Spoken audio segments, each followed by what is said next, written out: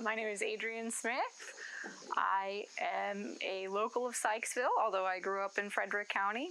I have been a social studies teacher for many years and currently also work for the Carroll County Department of Recreation and Parks. So you're not teaching now? I'm not currently teaching. I'm home with my small person most of the time. How old's your small person? He's 2.5. 2.5? Okay. So you got interested in the history of mental health? So I started volunteering here almost 3 years ago now. Has it been that long? But, and at the time we were working on changing the archiving system, and I had asked for some experience archiving. And so the majority of the archives that needed to be archived at the time were records from Springfield Hospital. And I had seen the redone exhibits that Jack and Andrea had produced in the last year or so, and very few of them had to do with the hospital. And I wondered about why that was the case, and were there other places that were doing some kind of presentation of that public history involving hospitals. So since I started that, it's been this series of trips to hospitals and asylums and almshouses and poor farms in order to see, first of all, how were the people in Maryland treated under these conditions? What was the rules for getting there, getting out? Who was there? And also, how is that information related to the public, or if it is at all? And is there a right way to do it? Do they tend to do that? No. Okay. By and large, it has to do with the way that the land is used. So a lot of these places, like the Farm Museum here in Carroll County, their land grant says that they have to be used for a public purpose. And so in the, I think the 60s here in Carroll County, they decided that rather than show it as a poor farm itself, they were going to focus on the agricultural history at large of the county. And a lot of institutions take that kind of method where they're using it for a similar related purpose. Others, like Frederick County's, is currently the ground where their health department is, and others just don't use them at all. It's just a fallow field. Well, when you say them, you're talking about local governments. No, I mean the facilities themselves would be old asylums, old almshouses. Yes. Could you tell us the difference between those things, what they are and how they differ? So in a lot of cases, it's really just a name.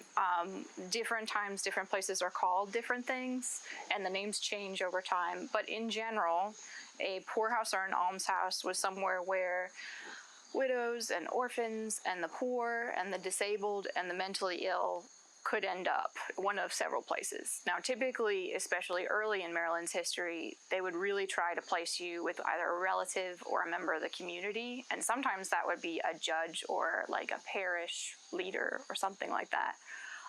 But as populations grew and as mobility increased throughout the state, as people spread out throughout the state, they couldn't do that as easily anymore, and that's when these buildings started to be put into place. So an almshouse is just a building where the poor, the disabled, the people with no family, basically, were housed and cared for and fed.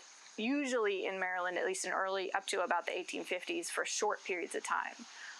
And that had to do with just the needs of labor in the state, with tobacco plantations especially. There was usually work, and if there was work, you were expected to go do it. From an almshouse? Even from an almshouse, unless you were physically unable to do that.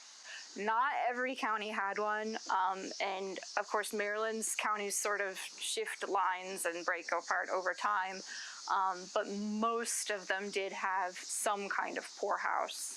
Is there a distinction between a poorhouse and an almshouse? Not really. Okay. Not officially. And so the poor farms would come later in history, and that the idea is that you're doing work at the poor farm, but that wasn't always the case either. Occasionally, people that were housed in the poor farms would be almost like an indentured servant, where they'd be expected to go work at a different farm, again, to earn that wage. One of the earliest ones is the one in Carroll County. When it was started, it was very much a system of the parish there. But Maryland was very early in changing it from a parish-based system of the church to to being Church practice. to being a legal designation of the local government decided what happened to these individuals. And that had to do with control of their land, because if you were responsible for them, you were also responsible for the things that belonged to them, which in Maryland was usually tobacco and land. And Virginia is really different because they keep that parish system much longer. So in colonial times, again, typically if you had relatives that were capable of taking care of you, that would be the number one route. Then the local government, if there was a case to say this person is a problem, their family can't take care of them, they need some kind of help, the local government would annually decide if you got assistance, how much assistance you got, and if you needed to be sent anywhere. And again, there weren't poorhouses everywhere at all times, and so sometimes they might send you out of county, or sometimes it might be that they send you to the judge's house and he's responsible for your lands, and if he decides to sell them to take care of you, that's how it worked. You could make the judge take care of the mentally So ill. it would be his decision that that's what happened. All right. It's a little fishy sometimes. So I'm picturing, so basically. So that's in colonial. It changes as time goes on. Okay. Yeah. But the mentally ill could end up in almshouses. Yes. And also the poor were there. Yeah. And alcoholics. I mean, what was the population of an almshouse made of? You know, and how did they manage to keep them happy together? It really, really depended. In Baltimore County's almshouse, let me look it up real quick. When Spring Grove was first brought in the early. Okay, so Spring Grove was the first hospital in Maryland for the mentally ill, Okay. and it was What year? that was 1872. Okay. But prior to that, the whole population had been moved from Baltimore, where there was a hospital that was used for multiple purposes, and also before that there were asylums that were moved throughout the city for different reasons over time. When that was done, when they moved the whole population to the new place in Crownsville for Spring Grove. I'm sorry. Yeah. Spring Grove. Yeah. You said Crownsville.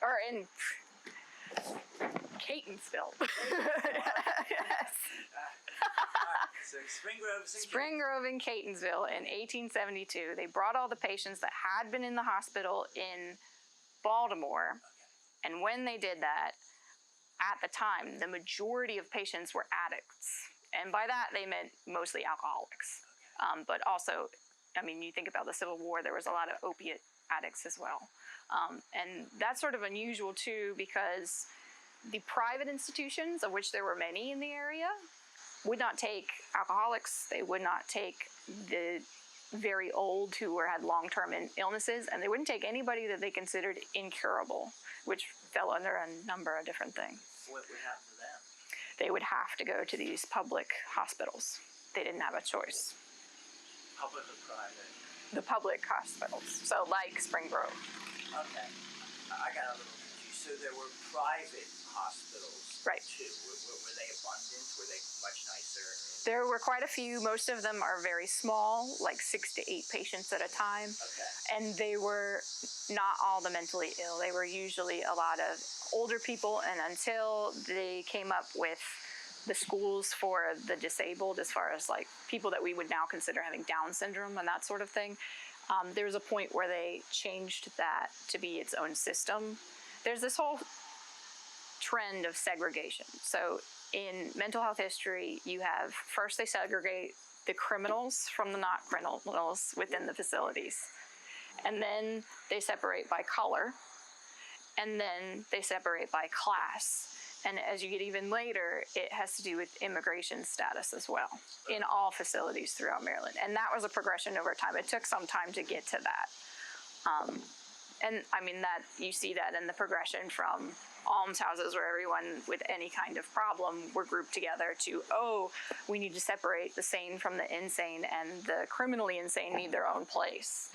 And then from there, you go to, well, we don't want the people of color to be here, and that's when you get places like in Crownsville. Crownsville was the hospital it was from 1912, I believe, and it was created just for people of color within Maryland, and it was the state hospital for that purpose.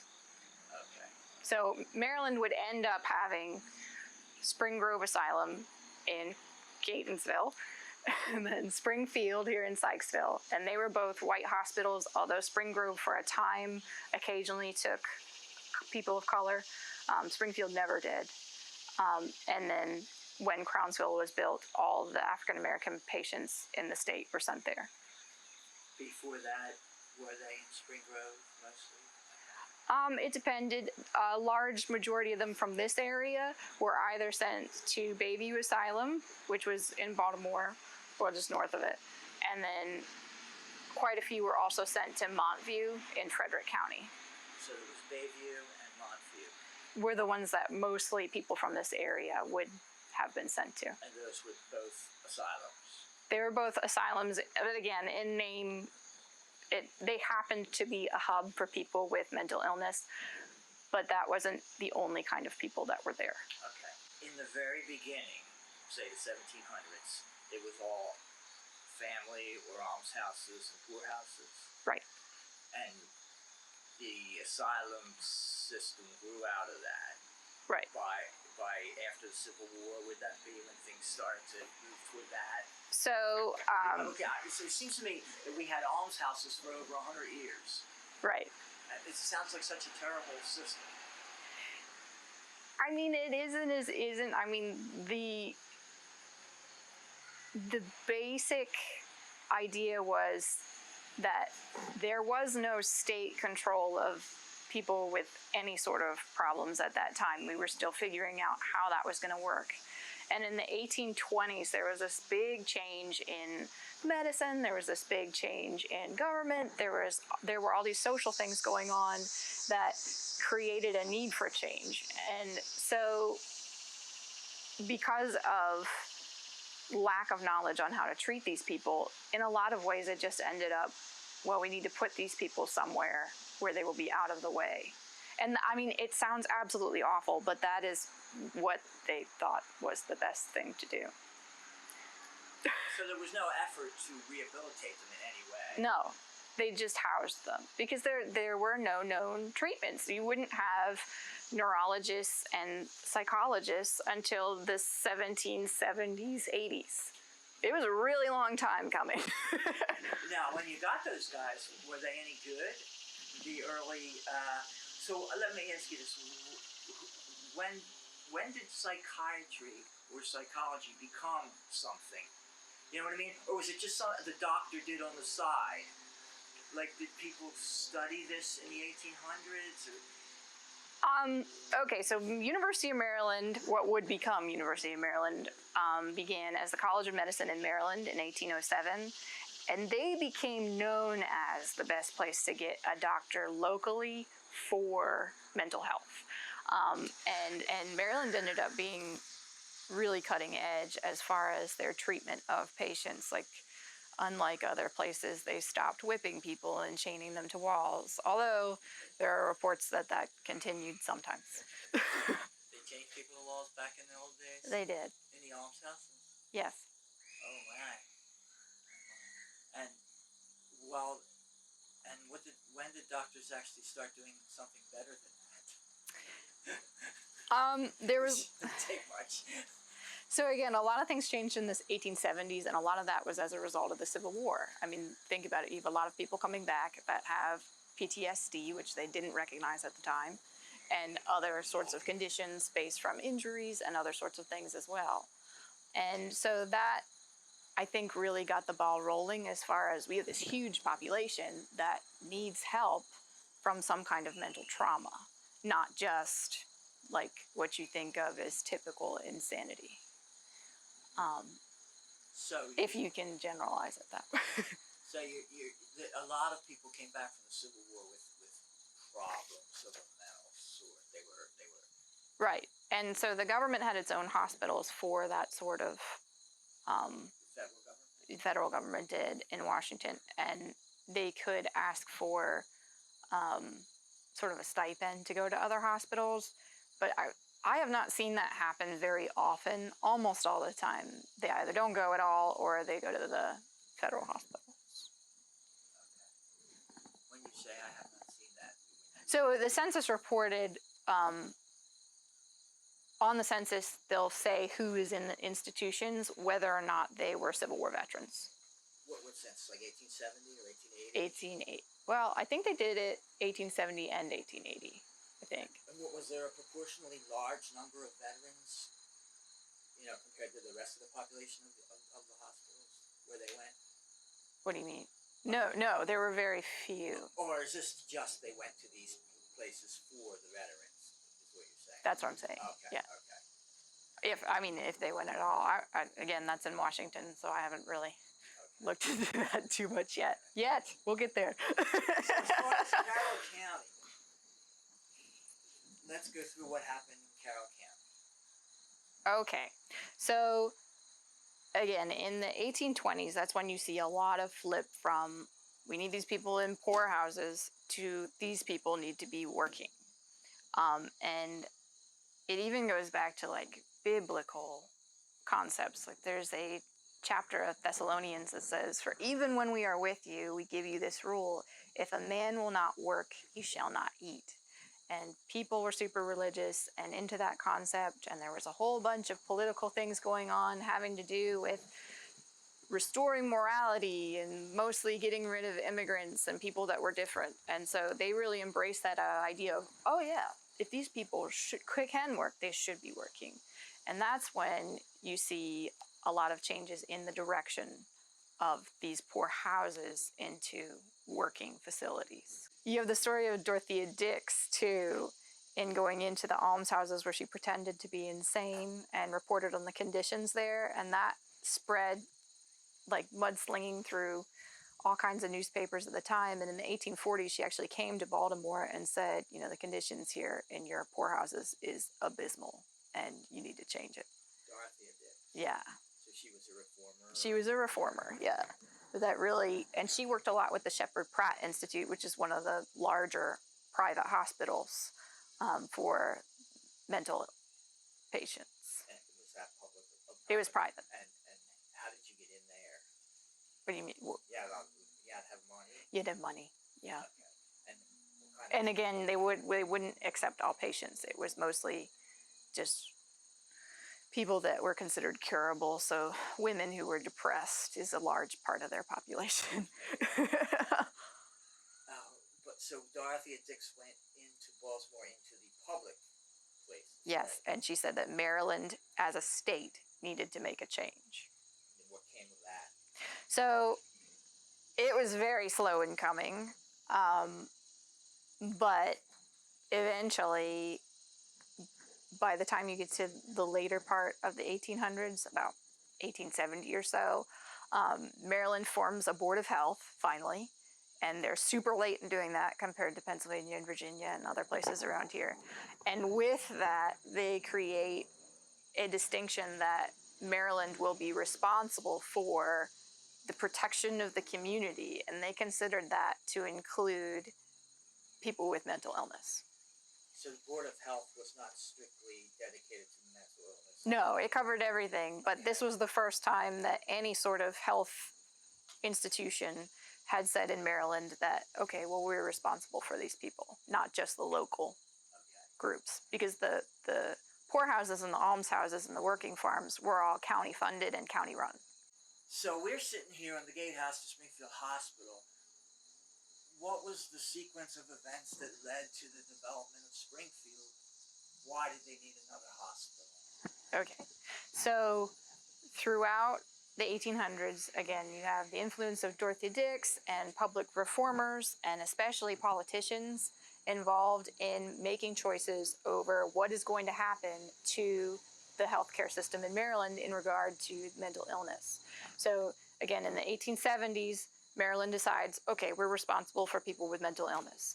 In the 1890s, you have the State Care Act, and that is what officially said, okay, anybody with a mental illness is not supposed to be in a poorhouse or an almshouse anymore. They have to come to either a private facility or a state hospital, which would be Spring Grove at the time.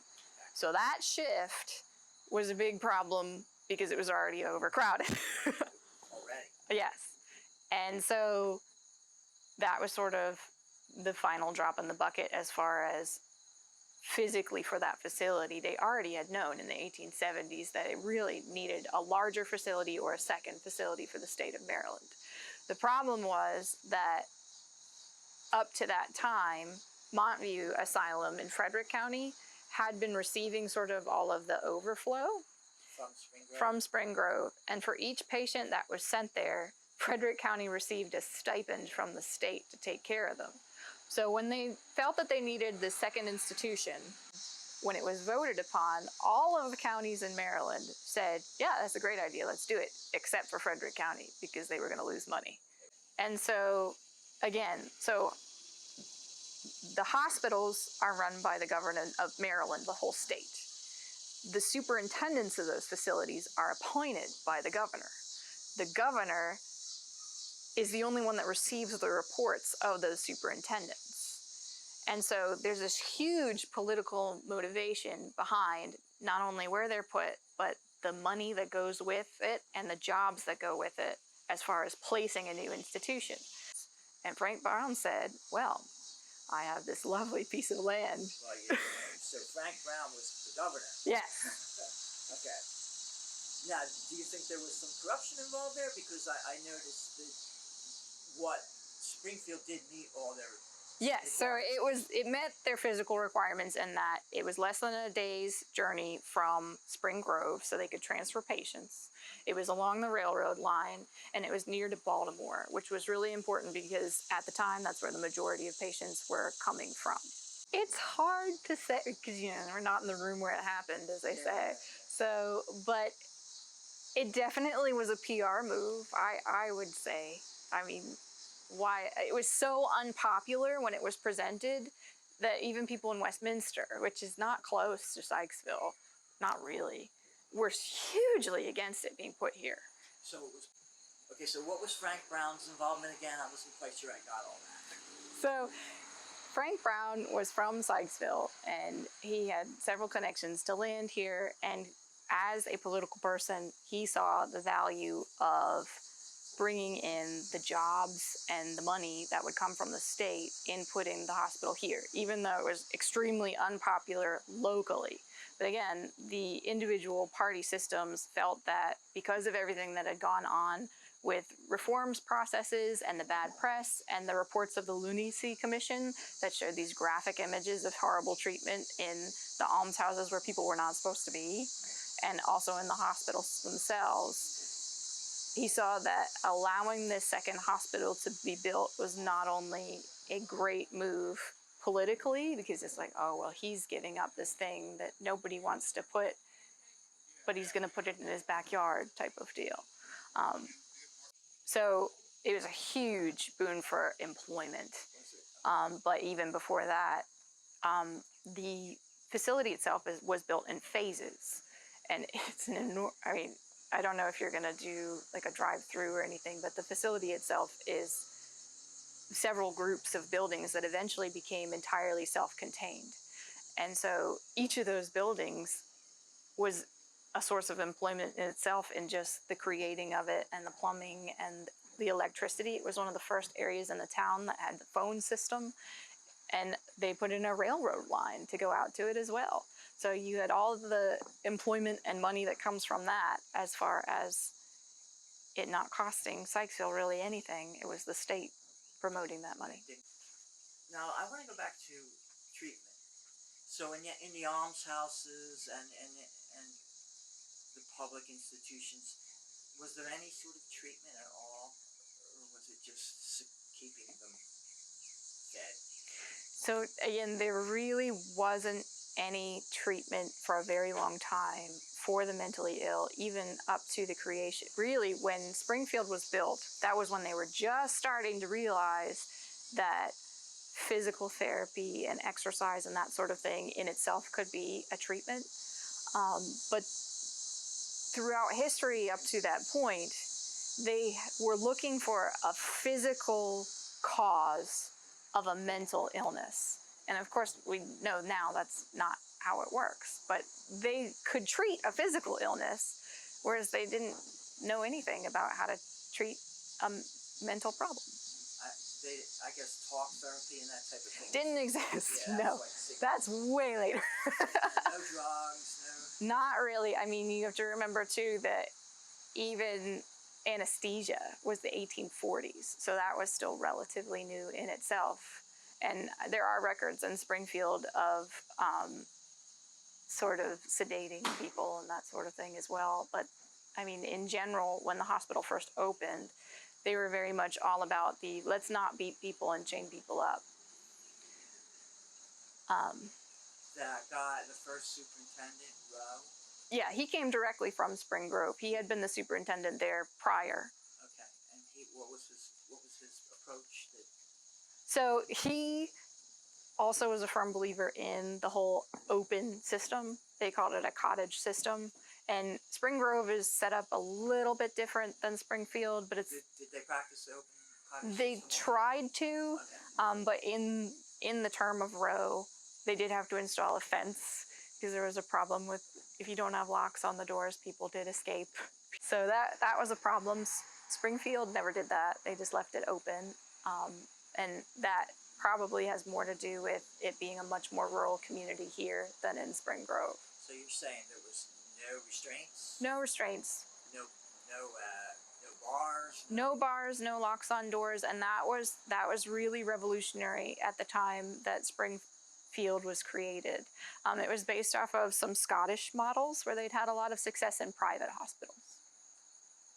In America? In Scotland, yeah. Oh, But Springfield was the first to fully implement that. And then because of their success, it was seen as this huge beacon of what should be done in mental health care. And that's when you see it replicated in Pennsylvania and New York and mostly all points north. So it was successful, or at least for a while. For its time, it was really successful. The problem was, again, the private institutions would not take people with long-term illness, people with alcoholism, and especially the really old, like dementia patients, as we would consider them now, started to build up in the population. And so really, until you have the Social Security Act, that just kept growing and growing and growing. And then once they were removed from the pool, they lost that per person funding, and that was in the 30s. And that's when you start to see the worst treatment, the worst crowding, the worst smooshing together of people and horrific stories, because there just wasn't the funding to hire qualified people. And remember, there's also, between world wars where you're competing for doctors in the military and there aren't as many people that are trained. Sykesville did have a college for nurses that were sent out to various places in Maryland, especially Montview, when it was still functional. It later became a hospital as well. Like a hospital, not a mental hospital. But they would train nurses that were sent to war later as well. But it wasn't a huge number. I think they had... So, at some point, the open door system was overwhelmed.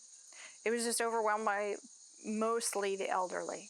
And that wasn't just here. It was across the board in the United States. The public mental health care system gets really overrun by the elderly.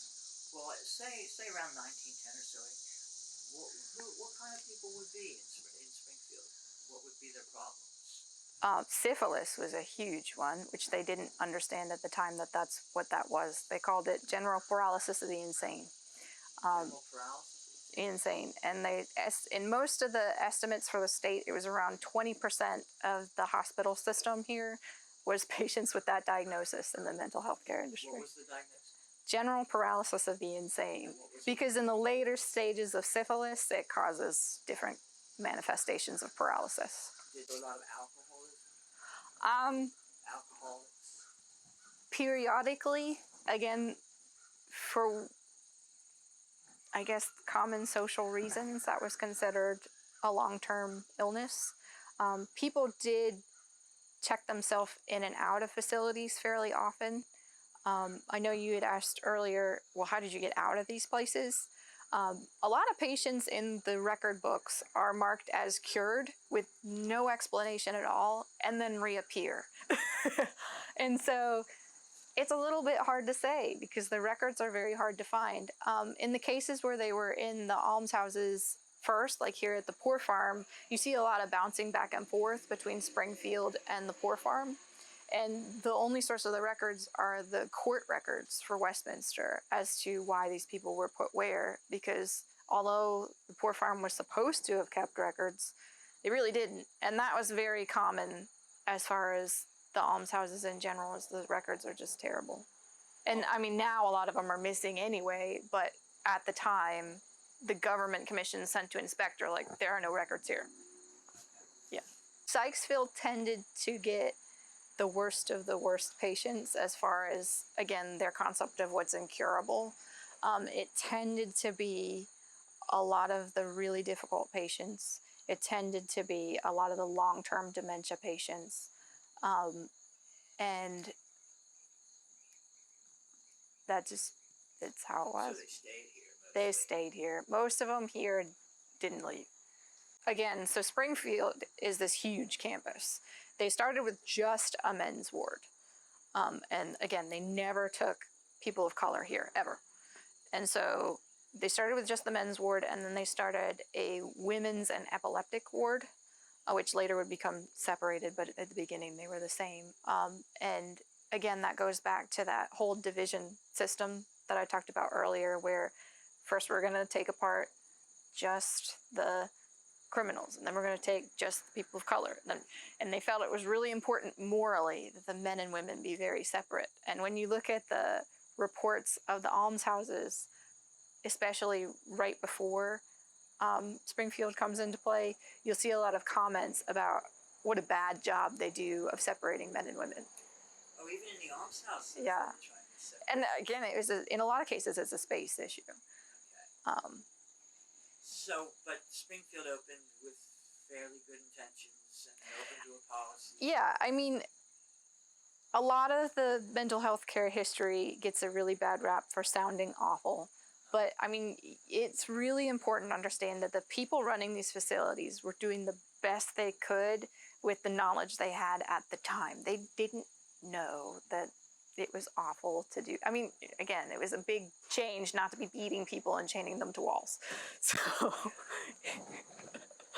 it's a big shift. Do you have any idea about the nature of the people who worked there, the early staffing before like 1920, the type of people who... So again, before World War I, the staff there were all extremely qualified.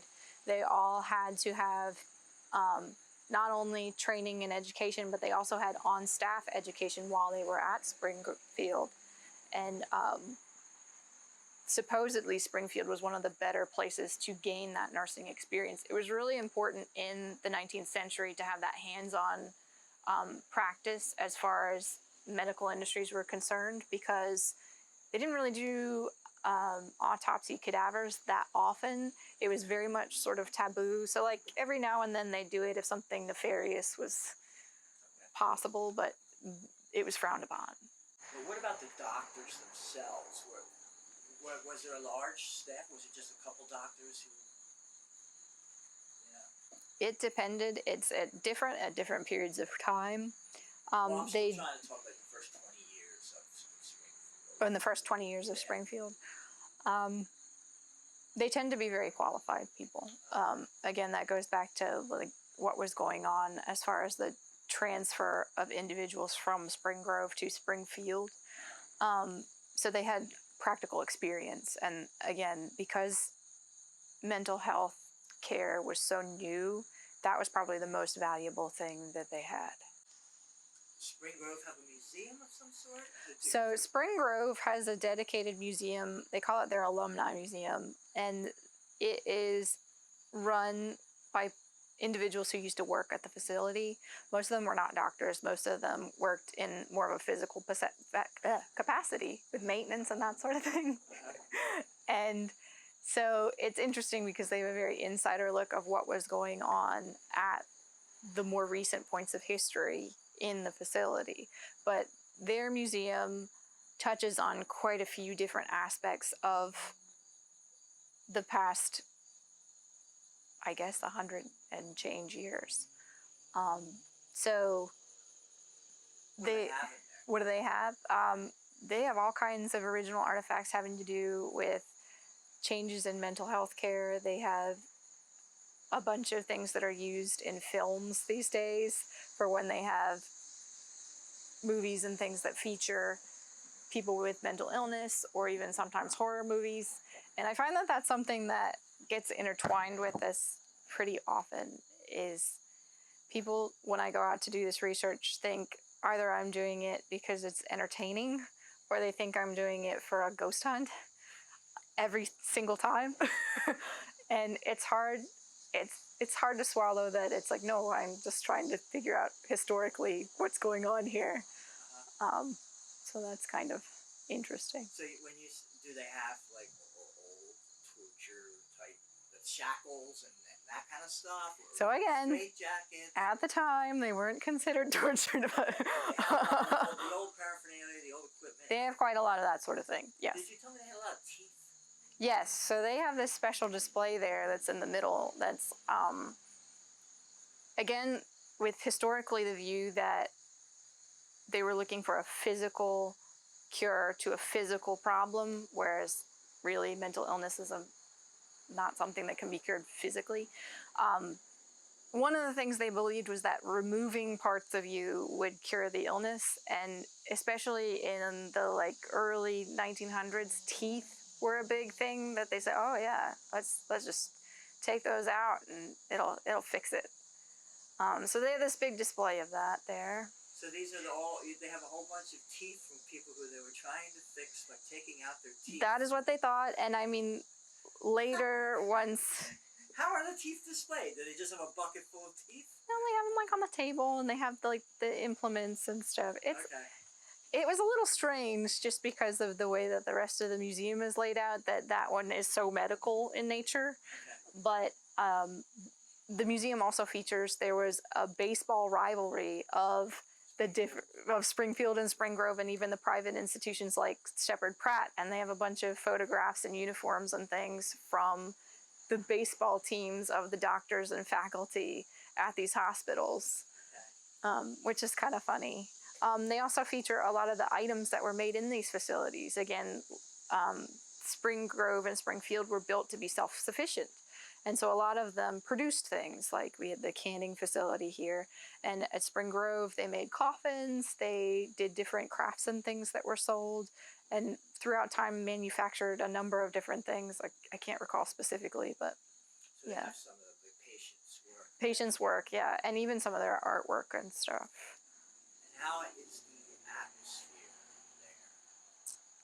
Does it feel a little bit dark, gloomy, or is it cheery? I would say that it's fairly standard for the presentation of this kind of material. Like, most places don't have that much physical inventory as far as historical artifacts, but the way in which it's displayed and the language that they use to describe the illnesses and the people working there and what happened is very much a product of several decades ago. And that's really common in most of these different facilities, is just the language used and what's there is really dated for how we talk about mental illness now. Okay. In Spring Grove, did you not tell me that they had a closet full of everything from Crownsville? Yes. Tell me a little bit more about Crownsville. So Crownsville Hospital was formed based on, again, the overcrowding had gotten to a point where they needed yet another place to send individuals. And at the time, in the early 1900s, they felt that the need for segregation was the strongest need of all, that they thought it was the biggest part of the population, they thought they were the worst cases, and so they built the new facility in Crownsville, and patients were even involved in the building of it. It's kind of sad, but it's in Crownsville, sort of in the main part of the city. I mean, as much as Crownsville has a city. But the physical building is still there. It's under different ownership. It's not owned by the state any longer. Was it just a single building, or was it another one of these complexes? It's another complex. It's not as large as these, but it's the same sort of idea. Do you know when it shut down? It's on my chart. And you're also saying all Yep. their archives are at Their archives are all at Spring Grove in a closet. in a closet. Wow, that's And getting access to them is difficult. But that's where they are. Do you continue to pursue this line of research? So this weekend coming after Labor Day, I'll be going to the Eastern Shore to start looking at what's left of their almshouses. Most of the facilities that are no longer hospitals, there is nothing left at all. But the records are really terrible, and so it's hard to know unless you're actually physically there.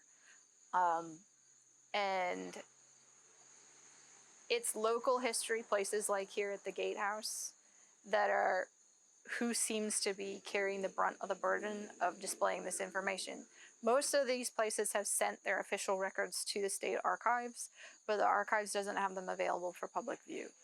And part of that is HIPAA laws, and part of that is just the archivists are so far behind. And that's not, I mean, they do not have enough people there. But it's gonna be an ongoing process. So again, this has been 2 years so far of research, and it's gonna be a lot more, even just for Maryland. So, you enjoy it? It's exciting. It's exciting. Okay. It's really interesting because in Sykesville, Springfield is such a part of the visual aspect of our community. Like, everybody knows it's here, but perhaps not everybody knows what it's about. Just like when people come to the Gatehouse, they're like, well, Gatehouse to what? And they don't even realize, because there's a highway in the way, that that's where it connects. And so seeing how these places are connected to their communities and the roles that they served, but they're so forgotten, is so interesting.